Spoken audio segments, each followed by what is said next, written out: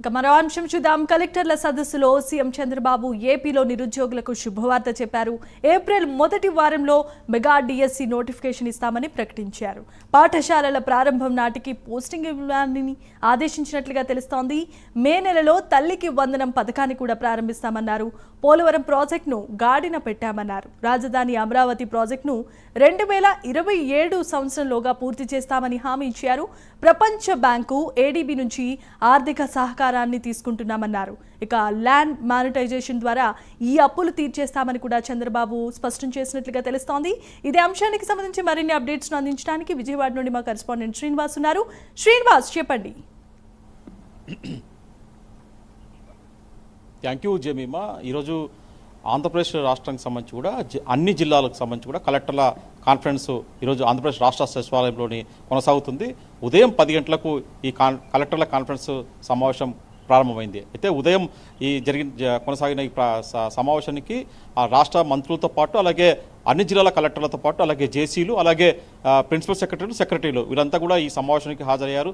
దాని తర్వాత ముఖ్యమంత్రి చంద్రబాబు అధ్యక్షతన కూడా ప్రస్తుతం ఈ సమావేశం కొనసాగుతుంది. అయితే ఈ కలెక్టర్ల కాన్ఫరెన్స్లో మటుకు అంటే గతంలో భిన్నంగా కూడా ఈ కలెక్టర్ల కాన్ఫరెన్స్ కొనసాగుతుంది. అంటే ఒక మొత్తం టెక్నాలజీ అంటే పవర్ పాయింట్ ప్రజెంటేషన్ ద్వారా కూడా ప్రతి ఒక్క ప్రిన్సిపల్ సెక్రటరీ కావచ్చు, కలెక్టర్లు కావచ్చు తమ అభివృద్ధి కార్యక్రమాలు ఏదైతే ప్రభుత్వం చేపడుతున్న సంక్షేమ కార్యక్రమాలు కావచ్చు వీటన్నిటి కూడా వాళ్ళు వివరించేలా కూడా ఇక్కడ ఏర్పాటు చేశారు. అయితే ప్రస్తుతం చూసుకుంటే మొదటగా చూసుకుంటే ముఖ్యమంత్రి చంద్రబాబు నాయుడు ఉదయం ప్రత్యేకంగా కలెక్టర్లు ఉద్దేశించి కూడా ఆయన దిశానిర్దేశం చేయడం జరిగింది. ప్రధానంగా చూసుకుంటే అంటే రాష్ట్రం అంటే గతంలో చూసుకున్న గత 5 ఏళ్ల పాలన కూడా రాష్ట్రంలో ఆర్థిక విధ్వంసం కొనసాగిందని చెప్పేసి కూడా ముఖ్యమంత్రి చంద్రబాబు నాయుడు మరోసారి స్పష్టం చేశారు. అయితే ఈ ఆర్థిక విధ్వంసం నుంచి కూడా రాష్ట్రాన్ని ఇప్పటికే అంటే ఒక విధ్వంసం నుంచి వికాసం వైపు రాష్ట్రాన్ని తీసుకుపోవడంలో కలెక్టర్లదే పూర్తి బాధ్యత ఉంటుందని చెప్పేసి కలెక్టర్లు దానికి బాధ్యత విధంగా వ్యవహరించాలని చెప్పేసి కూడా ఆయన కలెక్టర్లకు ఒక సూచన ఇవ్వడం జరిగింది. దాంతో చూసుకుంటే ప్రధానంగా జిల్లా కలెక్టర్లు ఎంతో బాధ్యత ఉంటే ప్రజలకు ప్రభుత్వానికి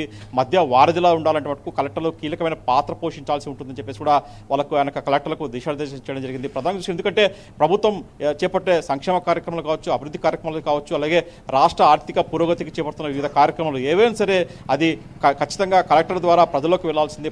కలెక్టర్లు ఖచ్చితంగా అంటే రొటీన్కి భిన్నంగా వాళ్ళు విధులు నిర్వహిస్తే మటుకు ఖచ్చితంగా ప్రజలు అంటే తాము ఏదో కలెక్టర్ చేస్తున్నాము జాబ్ చేస్తున్నామని కాకుండా ఏసీ రూమ్లో కూర్చొని విధులు నిర్వహించకుండా ఖచ్చితంగా ప్రజల్లోకి వచ్చి ప్రభుత్వం చేపడుతున్న ప్రభుత్వ ఆకాంక్షలు ఆశయాలకు అనుగుణంగా కూడా జిల్లా కలెక్టర్లు విధులు నిర్వహించాలని చెప్పేసి కూడా ముఖ్యమంత్రి చంద్రబాబు నాయుడు ఈరోజు సమావేశంలో వాళ్ళకు ఒక సూచనలు చేసిందంటే కలెక్టర్ ఖచ్చితంగా ప్రజలకు రావాలా, వాళ్ళ ప్రజలకు వాళ్ళ అభివృద్ధి దిశగా వాళ్ళని ముందుకు తీసుకెళ్లాలంటే ఖచ్చితంగా వాళ్ళు ఆ విధంగా విధులు నిర్వహించాలి. అప్పుడే ప్రజల్లో ఒక కలెక్టర్ అనే ఒక గుర్తింపు వస్తుంది, మీకు కూడా ఉద్యోగంలో ఒక సాటిస్ఫాక్షన్ ఉంటుందని చెప్పేసి కూడా ముఖ్యమంత్రి చంద్రబాబు నాయుడు చెప్పడం జరిగింది. దాంతో చూసుకుంటే ప్రధానంగా చూసుకుంటే ఏదైతే ప్రభుత్వం చేపడుతున్న సంక్షేమ కార్యక్రమాలు కావచ్చు, వివిధ అభివృద్ధి కార్యక్రమాలు కావచ్చు వాటిన్నింటిపైన కూడా చంద్రబాబు నాయుడు వాళ్ళకి చెప్పడం జరిగింది. ప్రధానంగా చూసుకుంటే ఏదైతే ఇప్పుడు అంటే వాట్సాప్ గవర్నమెంట్ అని చెప్పేసి మన ఇంటికి మన మిత్ర అనే కార్యక్రమాన్ని కూడా వాట్సాప్ గవర్నెన్స్ కూడా ప్రభుత్వం వినూత్నంగా ప్రవేశపెట్టింది.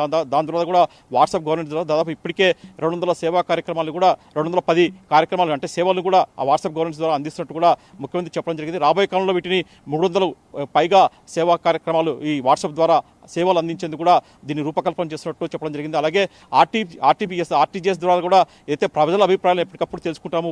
కొన్ని శాఖలకు సంబంధించి కూడా అంటే ప్రభుత్వం నుంచి వాళ్ళకి ప్రజల సంతృప్తి స్థాయి ఏ విధంగా ఉందని చెప్పేసి ఎప్పటికప్పుడు తెలుసుకుంటాము.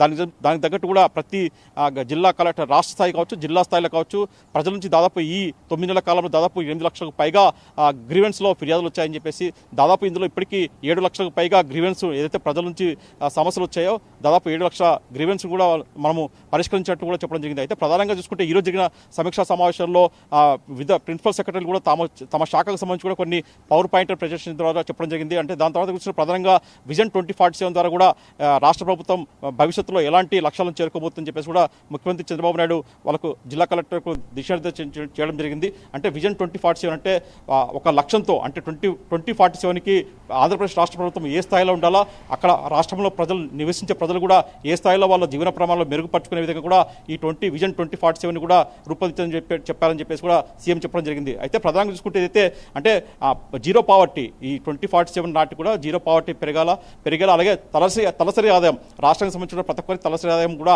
అభివృద్ధి చెందాలని కూడా చూడాలని చెప్పేసి కూడా దానికి జిల్లా కలెక్టర్లు పూర్తిగా బాధ్యత తీసుకోవాలని చెప్పేసి కూడా సీఎం చంద్రబాబు నాయుడు వాళ్ళకు సూచించారు. అయితే ప్రధానంగా చూసుకుంటే ఈ 2047లో కొన్ని విరుద్ధ ఆసక్తికరమైన అంశాలు కూడా వెలుగులోకి వచ్చాయి. అంటే గతంలో చూసుకుంటే మటుకు అయితే వెనుకబడిన జిల్లాగా అంటే అనంతపురం జిల్లా పేరుంది. అయితే ఈసారి రాష్ట్ర ప్రభుత్వం కూటమి సర్కార్ అధికారంలోకి వచ్చాక ప్రస్తుత 9 నెలల్లోనే అనంతపురం జిల్లా తలసరి ఆదాయంలో ముందుంది. అంటే కోనసీమ జిల్లా కంటే తలసరి ఆదాయంలో మటుకు అనంతపురం జిల్లా ముందుండే అంశాన్ని కూడా ఈరోజు సీఎం చంద్రబాబు నాయుడు ప్రస్తావించారు. అలాగే వివిధ అంశాలపైన కూడా మాట్లాడుతూ ఆయన వచ్చే విద్యాశాఖను కూడా ఇప్పటికే పెద్ద ఎత్తున కూడా వినూత్నంగా విద్యాశాఖను కూడా సంస్కరణలు చేపడుతున్నట్టు కూడా చంద్రబాబు నాయుడు చెప్పడం జరిగింది.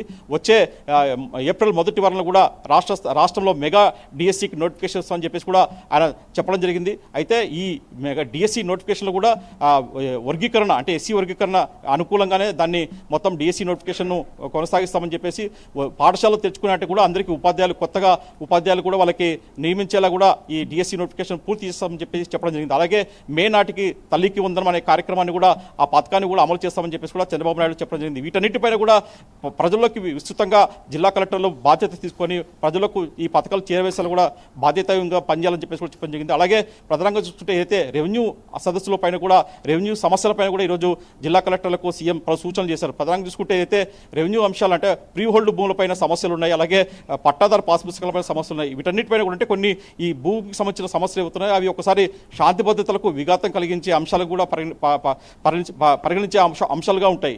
వీటన్నిటిపైన కూడా ఎప్పటికప్పుడు జిల్లా కలెక్టర్లు సమగ్రంగా వాళ్ళకు విచారణ చేపట్టి ప్రజలు భూమి అనేది ఒక సెంటిమెంట్ ప్రజలకు కావచ్చు, ఆ భూమి తగాదాలు కావచ్చు, భూమికి సంబంధించిన అంశాలపైన కూడా ఎప్పటికప్పుడు వాళ్ళకి కలెక్టర్లు కావచ్చు, జిల్లా కింది స్థాయి ఎంఆర్ఓ వరకు కూడా వాటిని పరిష్కరించే విధంగా కూడా చర్యలు తీసుకోవాలని చెప్పేసి కూడా సీఎం చంద్రబాబు నాయుడు జిల్లా కలెక్టర్లకు సూచించడం జరిగింది. అలాగే ప్రధానంగా చూసుకుంటే ఈ ప్రస్తుత వేసవి కాలంలో కూడా పలు ప్రాంతాల్లో అంటే రాష్ట్రంలో కరువు పీడిత ప్రాంతాల్లో మటుకు ముఖ్యంగా పశువులకు సంబంధించి కూడా గ్రాసం అందుబాటులో ఉంచాలని చెప్పేసి పశువులకు అందరికీ కూడా వాటికి తాగునీటికి సంబంధించి కూడా ఎక్కడ ఇబ్బంది లేకుండా కూడా ఏర్పాటు చేయాలని చెప్పేసి కూడా చెప్పడం జరిగింది. అలాగే ప్రధానంగా చూసుకుంటే ఎక్కడైతే ఈ ప్రభుత్వం చేపడుతున్న సంక్షేమ కార్యక్రమాలు ప్రతి ఒక్కటి కూడా క్షేత్రస్థాయిలో స్థానిక ప్రజాబలంతో సమన్వయం చేసుకుంటూ కూడా జిల్లా కలెక్టర్లు బాధ్యతగా వహించాలని చెప్పేసి కూడా చెప్పడం జరిగింది.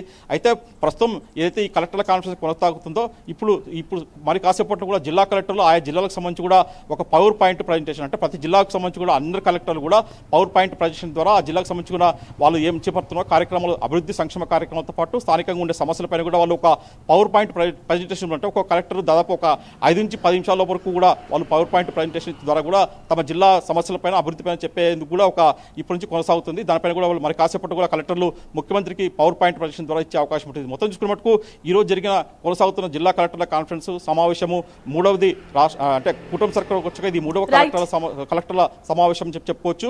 అయితే రేపు ఈ ఎస్పీలు కూడా ఈ కలెక్టర్ కాన్ఫరెన్స్ ఉంటుంది. రేపు జరిగే సమావేశం మటుకు కలెక్టర్తో పాటు జిల్లా ఎస్పీలు కూడా పాల్గొంటారు. రాష్ట్రంలో నెలకొన్న శాంతి భద్రతలపైన కూడా సీఎం చంద్రబాబు నాయుడు వాళ్ళకి ఎస్పీలకు సూచనలు సలహాలు ఇచ్చే అవకాశం ఉంటుంది. Jemimah. Right, thanks for the update Srinivas.